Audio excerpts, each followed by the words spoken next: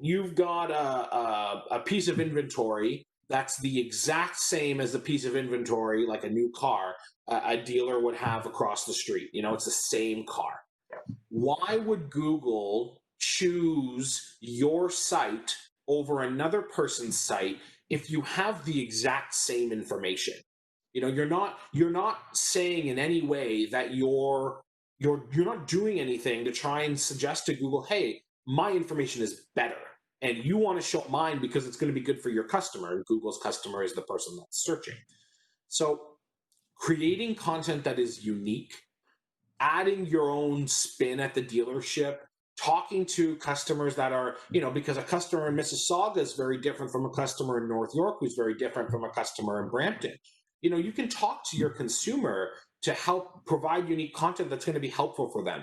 And if all of your competitors are just putting the exact same manufacturer, so the same information that Honda gives them, if they're just copying and pasting that onto their site, and somebody else is actually putting something different and unique, better chance that other dealership that's putting something unique is going to rank higher because they're adding value.